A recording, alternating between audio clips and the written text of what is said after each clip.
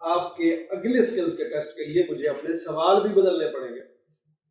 मुझे आपसे पूछना पड़ेगा, यानी यहां से डिफाइन और स्टेट से आगे जाके, डिफाइन की बजाय मैं कहूं डिजाइन, ठीक है, स्टेट की बजाय मैं कहूं कंपेयर, मैं कहूं स्केच, या आई कैन से प्लान, यानी different kind of the keywords will be there.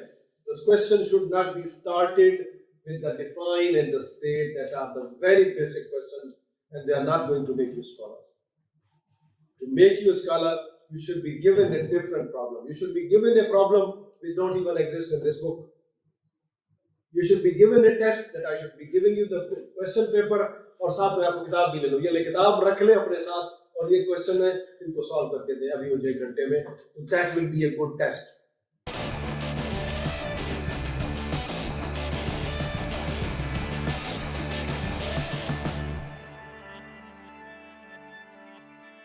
छठा जो स्टेप है जो सबसे आखिर में आता है टू क्रिएट, यानी आपने थीसिस लिखना है तो that should be something new, a new perspective, कोई नई बात, कोई नई सोच, कोई नया अंदाज़े फिक्र, कुछ नया, कुछ आगे, थोड़ा सा आगे, जहां पे पिछले रिसर्चर्स ने छोड़ा उससे थोड़ा सा आगे बात को लेके जाए।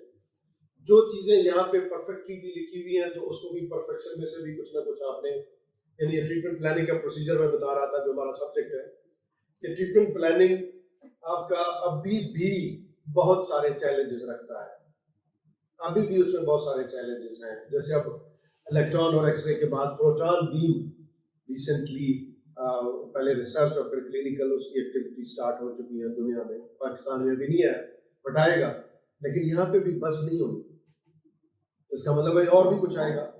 आप रेडियोथेरापी करते हैं पेशेंट के ट्यूमर तक तो रेडिएशन पहुंचा देते हैं, लेकिन रास्ते में आने वाले नॉर्मल टिश्यूज को भी आप डैमेज करते जाते हैं।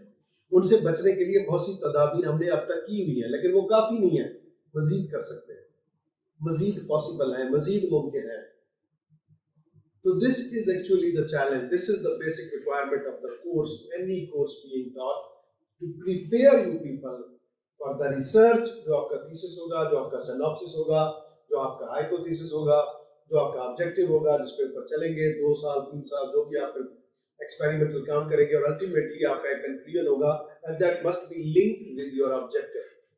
अगर आपका कंक्लूजन और आपका हाइपोथेसिस, अगर आपका कंक्लूजन और आपका बेसिक ऑब्जेक्टिव आपस में लिंक कर गए तो ये बहुत अच्छी बात है।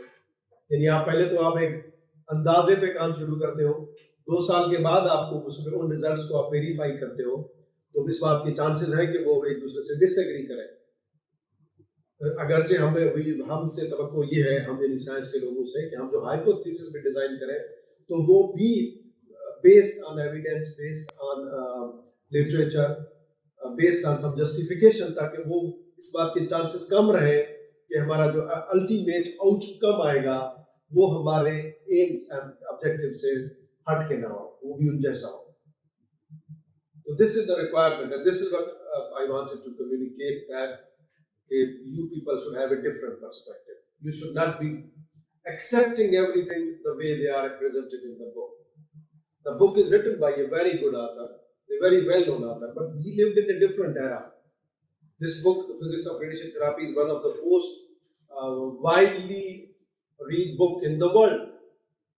In the world, because Professor F.M. Khan America की यूनिवर्सिटी से रिटायर हुए भी उनको बड़ा अर्सा हो गया है, बहुत खूबसूरत किताब लिखी है और उनकी 5-6 एडिशन में, हर एडिशन में उन्होंने नई चीजें लिखी हैं, क्योंकि जब पहली एडिशन लिखी थी उस टाइम बहुत सारी चीजें रेडिएशन थेरेपी में आई नहीं थी, और इन लास्ट एडिशन में उन्होंने लेटेस्ट टेक्नोलॉजीज भी ऐड की है, IMRT और IGRT भी ऐड की है, लेकिन मुस्तकबिल में और भी चीजें आनी है। एफएम खान का एक दौर था, वो 80+ ईयर्स के है, तो मुस्तकबिल का जो आथर जो हो सकता है आप में से कोई हो जो वो किताब लिखेगा, तो that will be very different.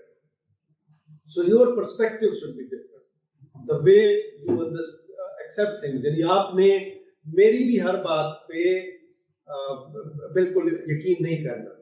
We always say जो क्लासरूम है that's a different place. I wish her classroom इसी तरह, यानी हम ऐसे ही बैठे हों, चाय भी पी रहे हों, डिस्कशन भी करते रहो, गपशप भी करते रहो, और आप लोग सवालात भी करें। अगर आप लोग मेरी हर बात मानते हैं, यानी हम आमतौर पे कहते हैं कि एक हमारा आर्मी यूनिट और एक एकेडमिक यूनिट में फर्क होता है, वहां पे हमें हमारी ट्रेनिंग कैसा है, हमने यस सर कहना है, लेकिन यहाँ पे आपने नो सर कहना है। अच्छा, नो सर नहीं कह सकते तो थोड़ा सा चलो रिस्पेक्टफुली सवाल कर सकते हैं कि मुझे लगता है यहाँ पे ऐसा होना चाहिए, मुझे इस इक्वेशन पे थोड़ा सा डाउट है, मुझे इस फार्मूले पे थोड़ा सा प्रॉब्लम फील हो रहा है, मुझे इसके कॉन्सेप्ट पे मैं तो पूरा डाइजेस्ट नहीं कर पा रहा। सो अगर आप ऐसा सोचते हैं तो फिर आप अच्छा सोचते हैं, तो फिर आप सही माने कि पीएचडी स्टूडेंट है, आप सही माने कि एमफिल स्टूडेंट है, आप सही माने कि स्कॉलर है।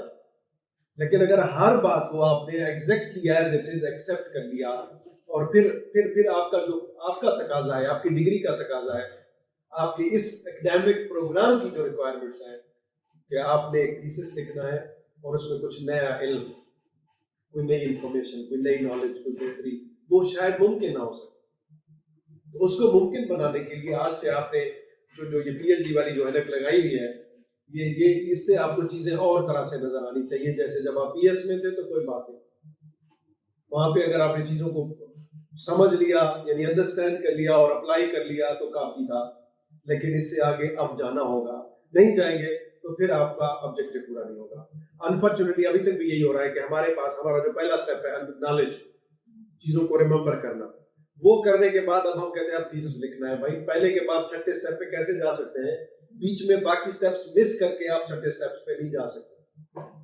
यानी हमें पता है न्यूटन का के तमाम लॉज याद है, थर्मोडायनामिक्स के तमाम लॉज याद है, मैथमेटिकल मेथड्स ऑफ फिजिक्स के तमाम थ्योरीज हमें पता है, कौन सा फार्मूला, कौन सा थ्योरम, कौन सी इक्वेशन, सब पता है। पता होना तो ठीक है, ये पहला स्टेप है। ये भी पता है कि ये न्यूटन ने ये लॉ कब दिया था, आइंस्टाइन की थ्योरी कब आई थी, आइंस्टाइन कब पैदा हुआ था, ये नोबेल प्राइज इसको कब मिला था। ये सारी बहुत बेसिक इंफॉर्मेशन है जिसको हम नॉलेज कहते हैं, जिसको हम रिमेम्बरिंग कहते हैं। अगर मैं आपसे सवाल भी यही करता हूँ कि वो कब पैदा हुआ या उसने थ्योरी कब दी या उसको स्टेट करें, उसको रिप्रोड्यूस करें, तो ये आपकी रिमेम्बरेंस का, आपके हाफजे का, आपकी मेमोरी का टेस्ट होगा। आपके अगले स्किल्स के टेस्ट के लिए मुझे अपने सवाल भी बदलने पड़ेंगे, मुझे आपसे पूछना पड़ेगा। यहां से डिफाइन और स्टेट से आगे जाके डिफाइन की बजाय मैं कहूं डिजाइन, ठीक है, स्टेट की बजाय मैं कहूं कंपेयर, मैं कहूं स्केच, या आई कैन से प्लान। यानी different kind of the keywords will be there. This question should not be started with the define and the state that are the very basic questions, and they are not going to make you scholar. To make you a scholar, you should be given a different problem. You should be given a problem which don't even exist in this book. You should be given a test that I should be giving you the question paper और साथ में आपको किताब भी ले लो। ये ले किताब रख ले अपने साथ और ये क्वेश्चन है इनको सॉल्व करके दे अभी मुझे 1 घंटे में, तो that will be a good test। क्योंकि आप जब फिजिक्स के अंदर भी बहुत सारे पेपर्स हैं, आप एक फिजिसिस्ट के होने का क्लेम अगर कर रहे हैं, आप इंडस्ट्री में जब काम कर रहे हैं, तो वो प्रॉब्लम अगर आपके सामने आएगा तो वो प्रॉब्लम आपको नहीं बताएगा कि मैं क्वांटम के फार्मूले से हल होना है मैंने या सॉलिड स्टेट का कोई फार्मूला लगाना है। ये आपकी जो इंटीग्रेटेड स्किल्स हैं उन्होंने फैसला करना है कि अब इसका मैं कैसे, ये प्रॉब्लम कभी किताब में शायद ना था, ये पहले कभी देखा भी नहीं था। सो ये सारे स्टेप्स आपको जाके इस बात के लिए तैयार करेंगे कि आप ऐसे प्रॉब्लम्स, यानी आप एक इलेक्ट्रिकल इंजीनियर हैं, आपने ये एसी डिजाइन किया, इस एसी को डिजाइन में इसको मुस्तकबिल में आप इसके डिजाइन में और चेंज लाएं, इसकी इलेक्ट्रिक कंजम्पशन और कम करें, इसकी कूलिंग कैपेसिटी और बढ़ाएं, उसके लिए आप अपनी नॉलेज को यहाँ पे इम्प्लीमेंट करें, अप्लाई करें और आप इसको बनाएं।